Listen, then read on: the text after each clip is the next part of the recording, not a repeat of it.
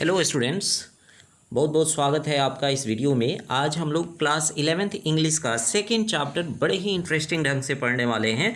Chapter है we are not afraid to die if we can all be together. Actually this is a statement made by Jonathan, the son of narrator.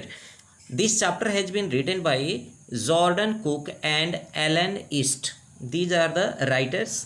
Actually, in this chapter, it is very interesting to know that how the narrator wanted to duplicate the travel made by world travel made by James cook. James cook ने जो world travel किया था, समुद्री यात्रा जो की थी, उसका ये डुप्लीकेट करना चाहते हैं, उसको ये रिपीट करना चाहते हैं। और रास्ते में उन्हें क्या क्या मुश्किलें आती हैं, इन सारी मुश्किलों को ही हम लोग देखेंगे और अंत में वो कैसे विजय पाते हैं। उन्हीं मुश्किलों के दौरान जब सब कोई अपनी आशा को छोड़ देते हैं कि अब हम लोग मरने वाले हैं, उसी समय जोनाथन जो नरेटर का बेटा है वो स्टेटमेंट देता है we are not afraid to die, हमें मरने से डरना नहीं चाहिए, if we can all be together, यदि हम सब साथ में हैं तो।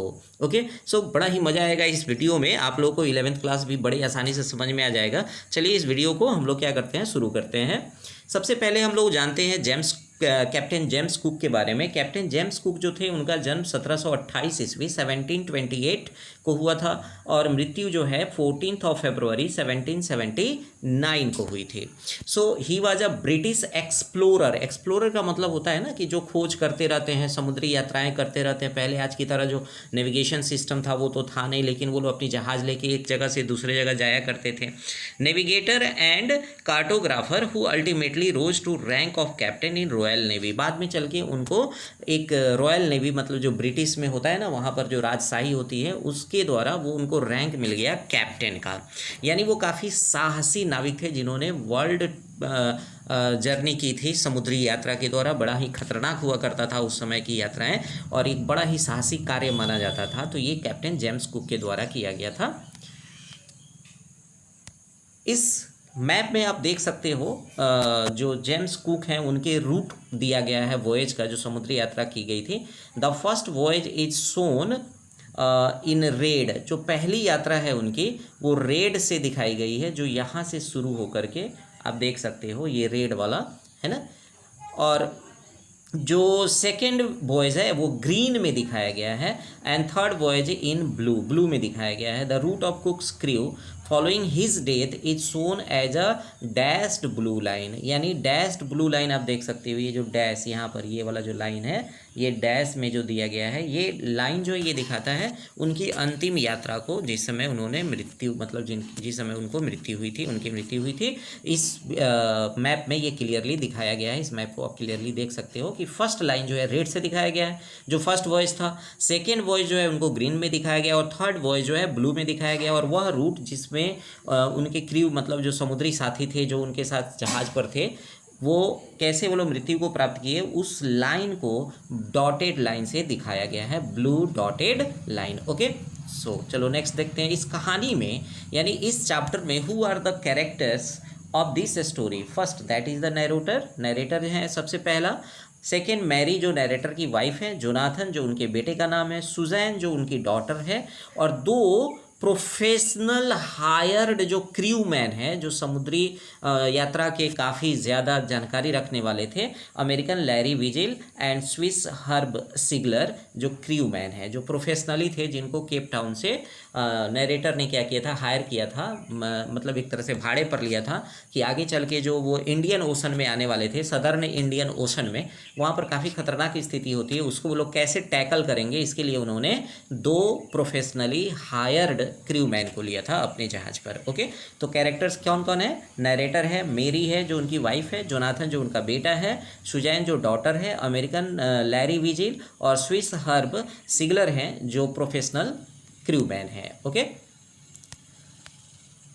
ये फोटोग्राफ है एक्चुअली नरेटर और उनकी फैमिली का, जो इस फोटोग्राफ में आप देख सकते हो। जो ये जोनाथन, ये सुजैन है, ये नरेटर और ये मेरी है। चलो इंट्रोडक्शन ले लेते हैं इस चैप्टर का। सबसे पहले नरेटर के बारे में जानते हैं। नरेटर जो है a man of great courage, काफ़ी साहसी आदमी है, कमिटमेंट यानी दृढ़ता रखने वाला अपने आप में, and conviction prove to be best captain as well as the best father and up up ending gift and determination, यानी ये कैरेक्टरिस्टिक्स है नरेटर का कि कैसे वो साहसी आदमी थे और कैसे बेस्ट फादर भी बने, कैसे मुश्किलों में भी उन्होंने डिटर्मिनेशन के साथ बचाने का काम किया। मैरी जो वाइफ है किसकी, who always stood by her husband, जो हमेशा अपने पति का साथ देती हैं ऑल टाइम्स इन डिफिकल्टी, चाहे कठिनाई हो या कुछ भी हो। Consider her dreams as her own, यानी वो अपने पति के सपनों को अपना सपना मानती हैं और उसका साथ देती हैं। Susan, she was a brave girl, her bravery toughened her father's resolve to fight the seas strong storm tooth and nail. Tooth and nail का मतलब होता है जीवन और मृत्यु के बीच में वो फंसे हुए, लेकिन सुजैन की हिम्मत जो है उनके उनके मतलब कि पिता को, नरेटर को मुश्किलों से लड़ने में क्या करती है, मदद करती है। जोनाथन जो उनका बेटा है, shows bravery and her fearlessness the face of death, जब मृत्यु सामने है फिर भी वो निडर होकर के, उसी का जो ये स्टेटमेंट है, we are not afraid to die if we can all be together, ये एक बड़ा ही हिम्मत का काम देता है, मतलब हिम्मत देता है सभी क्रू मैन को, और वो इस मुश्किल से भी निकलते हैं, जिसको हम लोग इस स्टोरी में देखेंगे। So this is the short introduction of all the characters of this story. Next, अब कहानी शुरू होती है ऑन जुलाई 1976 से, यानी 200 years, actually here it will be 200.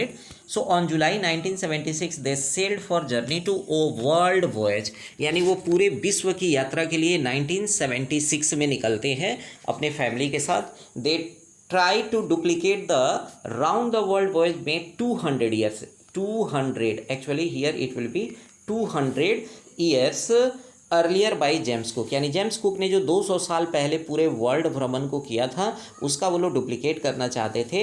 And professionally ship the wave walker, यानी इन लोगों के जहाज़ का जो नाम था वो क्या था, वेव वॉकर नाम था, जिस जहाज़ से वो लोग समुद्र की यात्रा करने के लिए निकलते हैं। Okay, so first leg of the journey they pleasantly sailed down from west coast of Africa to Cape Town, यानी लगभग 3500 यानी 3500 किलोमीटर जो है वो आसानी से क्या करते हैं, पार कर लेते हैं, जहां वो उनको बहुत ज़्यादा मुश्किलें नहीं आती है समुद्री यात्रा में।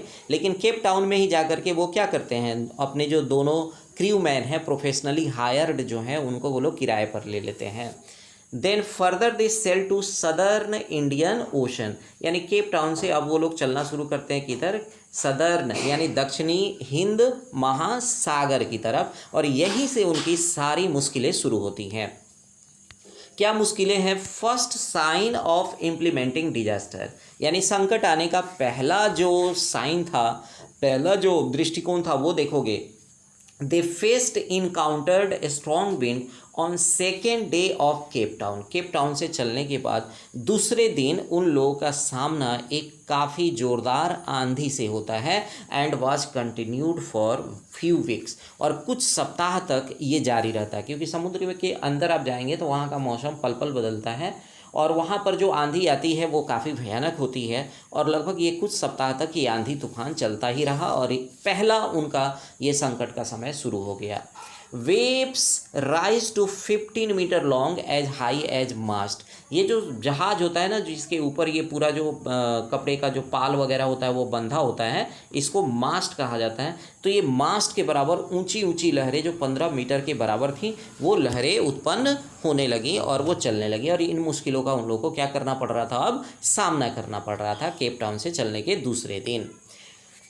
So what happened the next disaster and it's aftermath, यानी ये जो संकट आया और उसका क्या परिणाम हुआ। आफ्टरमाथ का मतलब क्या होता है स्टूडेंट्स, परिणाम यानी after the results. So 6 PM 6 बजे शाम की बात है, ट्रेमेंडस एक्सप्लोजन शॉक द डेक, यानी जहाज का जो डेक था उस पर एक विस्फोट हुआ, and powerful flow of water broke over the ship, यानी वो जो पानी जो काफ़ी ज़ोरदार लहरें जो थी वो काफ़ी आवाज़ करती हुई क्या हुई, वो जहाज़ को तोड़ करके उसके अंदर आने लगी। जहाज़ पूरी तरह से डूबा अभी नहीं है, जहाज़ का कुछ भाग जो है वो पानी के अंदर जा रहा है और उस पर पानी भरना शुरू हो गया। Wave walker was getting sunk, Wave walker actually wave walker जो था वो लगभग 30 टन का था, लकड़ी का बना हुआ, काफ़ी मतलब कि इस पर एक्सपेरिमेंट हुआ था। रफेस्ट जो आपका वेदर होता है उसमें भी उसका एक्सपेरिमेंट करके तब जा करके उसको उतारा गया था। लेकिन आपको मालूम है टाइटैनिक विश्व का सबसे बड़ा जहाज़ था, कई टेस्टिंग्स हुए थे लेकिन वो भी डूबा था। तो उसी तरह वेव वॉकर को चलने से पहले, यात्रा पर निकलने से पहले उसका काफ़ी ज़्यादा टेस्टिंग हुआ था, लेकिन वो भी संकट में फंसा हुआ है। So Wave Walker was getting sunk. Wave Walker क्या हो रहा था, डूब रहा था। And captain was badly injured. Captain भी काफ़ी घायल हो गए थे, लेकिन उन्होंने हिम्मत रखा। Captain kept courage and found the wheel. एक पहिया मिल गया उसको, जो मतलब जहाज जिससे चलता है। And lined up the stern for next wave. और अगले वेव को झेलने के लिए वो कठोरता से, स्टर्न का अर्थ क्या होता है, कठोरता से, यानी कठोरता से उस पहिए को पकड़ा रहा ताकि जहाज उलट न जाए या फिर डूब न जाए। ऐसे साहसी तरीके से कैप्टन ने जहाज को बचाने की कोशिश की। ये ऊंची ऊंची लहरें इस फिगर में आप देख सकते हो, कैसे ऊंची ऊंची लहरें उस जहाज को अपने आगोश में समेटने के लिए तैयार हैं। Next what happen, crew man shows of the unparalleled strength. देखो, जब हिम्मत हार जाते हैं ना तो वो कुछ भी घटना घट सकती है। लेकिन एक्चुअली जो क्रू मैन थे, जो उस जहाज पर सवार जो फैमिली था, और दो जो हायर्ड जो सी मैन थे, क्रू मैन थे, उन्होंने अनपैरेलल्ड यानी काफ़ी बड़ी क्षमता का परिचय दिया, साहस का परिचय दिया, मजबूती का परिचय दिया। They started pumping out water and settle to make necessary repairs to save boat from sinking. यानी उन लोगों ने जहाज का जो डेक था, जिस पर पानी भरा हुआ था, उस पानी को पंप करने का, पानी को बाहर निकालने की कोशिश करने लगे। और काफ़ी देर तक ऐसा करते ही रहे, लगभग 36 to 48 आवर्स तक उन्होंने इस पानी को बाहर निकालने का प्रयास किया। और नेसेसरी रिपेयर, जहाँ जहाँ होल था, गैप था लकड़ी के बीच में, जहाँ से पानी आ रहा था या जो नुकसान हुआ था, उसको वो लोग रिपेयर करने का पूरा प्रयास करने लगे, रिपेयर भी किया। They manage to stretch canvas and secure water proof hatch over across gaping holes. जो गैपिंग होल्स थे उस पर उन लोगों ने पटरा वगैरह जो था उसको खोज करके उसको वाटर प्रूफ बनाने का प्रयास किया, उसको हैच किया, उसको कील वगैरह से क्या कर दिया, ठोक दिया। और इस तरह वो जहाज़ को क्या कर रहे थे, बचाने की पूरी कोशिश कर रहे थे। क्योंकि वो एक तरफ उनको डर था कि ये जहाज़ डूब ना जाए, दूसरी तरफ वो अदम्य साहस का क्या दे रहे थे, परिचय दे रहे थे। So other problems also arose. यानी केवल वो आंधी तूफान और बड़ी बड़ी ऊंची लहरें जो थी उसका ही संकट नहीं था, बल्कि कुछ और भी था। इलेक्ट्रिक पंप शॉर्ट सर्किट, यानी जिस पंप के द्वारा वो लोग पानी को बाहर निकालने का प्रयास कर रहे थे, एक्चुअली शॉर्ट सर्किट हुआ और वो भी खराब हो गया। वाटर वेव्स रोज थ्रिटेंगली, यानी वो डरावनी जो लहरें थी वो भी काफ़ी ऊपर उठ रही थी। And daughter Suzanne badly injured, यानी जहाज़ की मरम्मत करने में और उसको बचाने में उनकी जो बेटी है नरेटर की, सुजैन, वो भी काफ़ी बुरी तरह क्या हो गई थी, इंजर्ड यानी घायल हो गई थी। So only hope for the captain. Captain जो थे उनके लिए क्या आशा थी उसको हम लोग देखेंगे। टू रीच द आईलैंड, उनकी एक ही आशा थी कि किसी तरह हम लोग जो पास का कोई आईलैंड हो उस पर हम लोग क्या हो जाएं, पहुंच जाएं। Possible if the wind will slow down, और ये तभी संभव था जब हवा क्या हो जाती, थोड़ी स्लो हो जाती या रुक जाती, लेकिन ज़ोरदार हवा चल रही थी। To reach Amsterdam which is 100 kilometres from the to the east, यानी वहाँ से जो एमर्सडम था वो लगभग 100 किलोमीटर दूर था, और उनका उद्देश्य था कि कम से कम हम लोग वहाँ पर पहुँच जाएं। शोइंग ऑफ द एग्जाम्पलरी करेज, यानी एक अदम्य साहस का परिचय देते हुए जोनाथन सेठ, जो नरेटर का बेटा है, we are not afraid to die if we all can be together. हमें मरने से नहीं डरना चाहिए अगर हम लोग साथ में हैं। जोनाथन का ये स्टेटमेंट, जो सेंटेंस है, उसने एक बहुत बड़े हिम्मत का काम किया सभी बाकी क्रू मैन के लिए, और पूरे जोश से वो लोग क्या करने लगे, जहाज़ को बचाने का प्रयास करने लगे। Jonathan courage and Sui bravery instead of her bumped head inspired the captain to fight the sea and protect his family। यानी जोनाथन का साहस और सुई जो वहाँ का क्रू मैन था जिसको उन लोगों ने किराए पर लिया था, उसकी ब्रेवरी ने कैप्टन को, भले ही उसका जो सर था वो बम्प्ड हो गया था, मतलब एक तरह से नहीं होता है ऊपर जाके टकरा जाना जिससे वो फूल जाना, या सिर जो था वो पूरी तरह से मतलब कि घायल हो गया था, कैप्टन को ये हिम्मत दिया कि अब वो फिर से समुद्र से लड़े और अपने परिवार को क्या कर ले, बचा ले। तो ये इसीलिए इस स्टेटमेंट को, we are not afraid to die if we all can be together, इसको चैप्टर का टॉपिक नेम दिया गया है students. It's so important. So crucial days January 4 to 5, यानी 4 से 5 जनवरी का जो समय था वो उन लोगों के लिए काफ़ी क्रूशियल था। After 36 hours of continuous pumping there was only few water left, यानी कंटिन्यूअस 36 घंटे तक वो लोग जहाज़ से पानी निकालते रहे और उसके बाद तब जा कर के जहाज़ पर थोड़ा सा पानी बचा हुआ था। They hoisted the storm jib and headed in direction of two island, यानी उन लोगों ने समुद्र में क्या किया, जो एक जीब होता है जिसके द्वारा जहाज़ को रोकने का या जहाज़ को आगे बढ़ाने का काम किया जाता है, उन लोगों ने समुद्र में फेंक दिया, होस्टेड किया और वो डायरेक्शन की तरफ बढ़ने लगे, टू आइलैंड जो 2 द्वीप थे उसकी तरफ वो लोग बढ़ने लगे। Black clouds built at 4 PM, तभी आसमान में काले काले बादल लगभग 4 बजे शाम के समय में बनने शुरू हो गए। And sea was getting its wave higher, और फिर से समुद्र में ऊंची ऊंची लहरें, काफ़ी ऊंची ऊंची लहरें उठने लगी। यानी ये क्रूशियल डेज थे उनके लिए और आगे भी चल के उनको काफ़ी समस्या का सामना करना पड़ा। सो सेफ एट लास्ट में वो लोग सेफली बचते हैं क्योंकि हिम्मत का परिचय दिया था ना। On January 6 they Shaw wave walker ride out A storm and wind east, यानी 6 जनवरी को उन लोगों ने देखा कि जो उनका जहाज़ है वेव वॉकर वो इस खतरे से बाहर निकल चुका है और हवा भी क्या हो चुकी है, शांत हो चुकी थी। They expected to see the island at 5 PM, यानी वो लोग लगभग 5 बजे शाम में मतलब कि आइलैंड पर पहुंचने की आशा किए थे। But they wake up at 6 PM, लेकिन उनकी नींद खुली चूँकि वो काफ़ी थक गए थे ना मेहनत करते करते 6 बजे। And broad them miss the island, और वो आइलैंड को देख नहीं सके।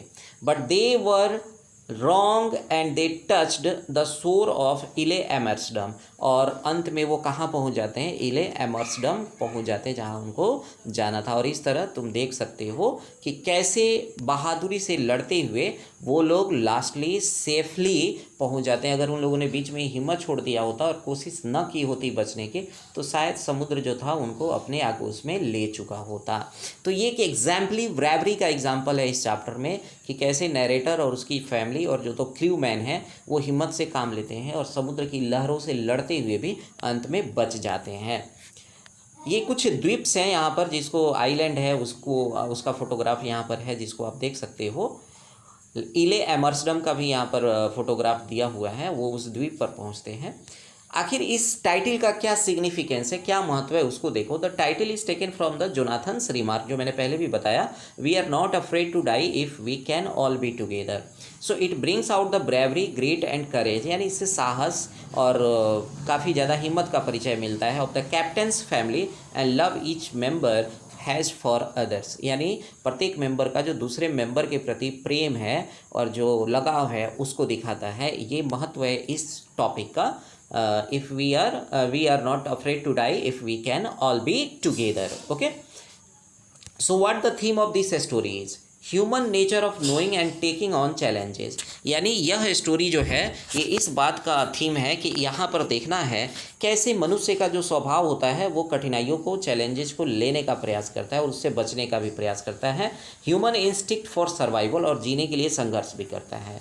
Human bravery, great courage, unity, determination, ये सारे जो क्वालिटीज़ है, all this qualities are shown in this chapter which is the story is exhibited even in small children. जो छोटे छोटे बच्चों में भी वो साहस भरा हुआ है वो इस कहानी के द्वारा दिखाया गया है, इस चैप्टर के द्वारा। Actually this is the true story. So element of luck also, इस कहानी के द्वारा हम लोग ये भी देखते हैं कि लक अगर साथ दे तो हम बड़ी से बड़ी कठिनाई को भी क्या कर सकते हैं, पार कर सकते हैं। Faith in one's optimism not disappearing hope even in difficult circumstances, भले ही कितनी भी कठिन परिस्थितियाँ क्यों ना हो वहाँ पर भी हमें अपनी आशा को नहीं छोड़ना चाहिए। And sharp presence of mind, और हमेशा कठिन से कठिन परिस्थिति में भी थोड़ा सा अपने ब्रेन का भी इस्तेमाल करना चाहिए।